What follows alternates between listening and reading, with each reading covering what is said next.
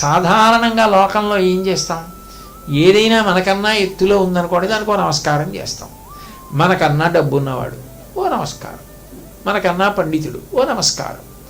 మనకన్నా చాలా ఉన్నతమైన వ్యక్తి, ఓ నమస్కారం.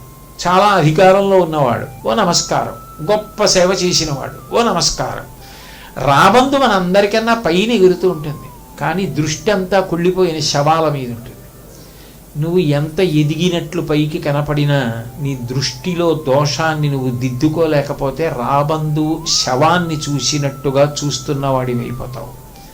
అప్పుడు మిగిలిన వాళ్ళకి తెలియదేమో ఎత్తులో ఉన్నట్లు కనపడుతున్నావు, కానీ నీ దృష్టి దేని మీద ఉందో ఈశ్వరుడికి తెలుసు.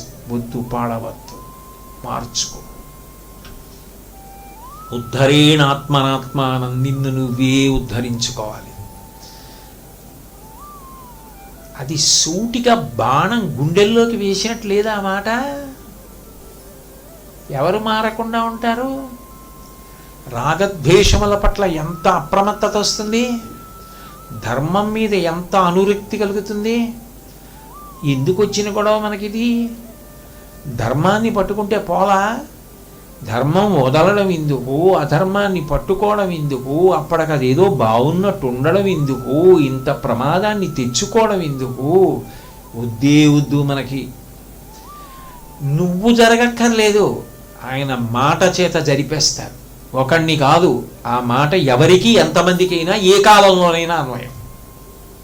ఇప్పుడు పరమహంస ఉన్న రోజున మాట్లాడిన వాళ్ళకి మాత్రమే అన్వయం కాదు, ఎప్పటికైనా అన్వయమే. అది మాట్లాడడానికి పెద్ద సంస్కృతం లేకపోతే జటిలమైన వేదాంత గ్రంథాలు ఇవన్నీ ఏమి ఆయన ఉటంకించరు. ఆయన పరమ సరళమైనటువంటి భాషలో మాట్లాడతారు.